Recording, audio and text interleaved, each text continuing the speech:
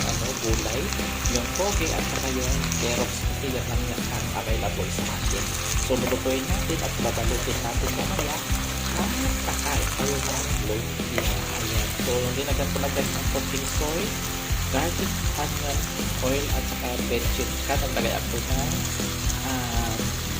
chicken cube para mamanis na ito masarap ang ating lumpiang poke. Ayan.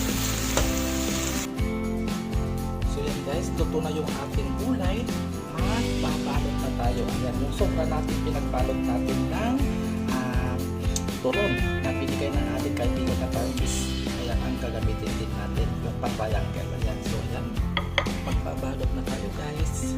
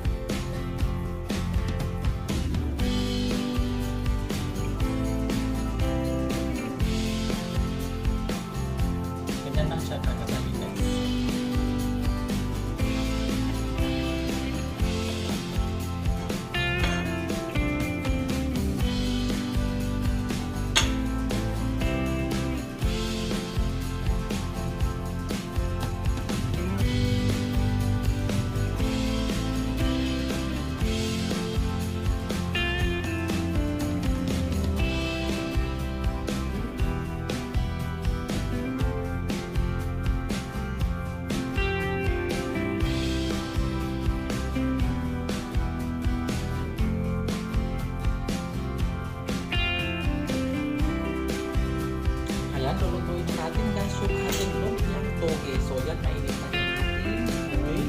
Kaya nagamit ko na siya guys.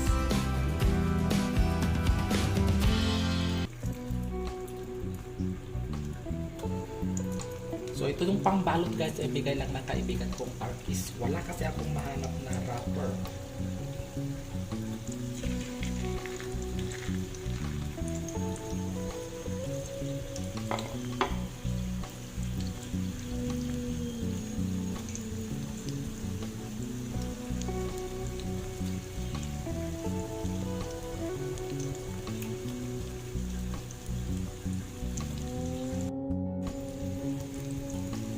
Pinaliktad ko na guys, super crunchy ang sabaw. Ayan, titikman natin mamaya.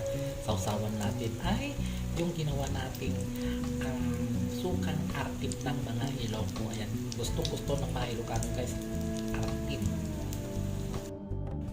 Ayan, luto na guys yung ating lumpiang toge. Ready to eat na, ready to serve. Ayan, ang sarap. Salamat sa wrapper na binigay mo sa akin, Irfan from Turkey. Ayan, sarap. Kain na tayo.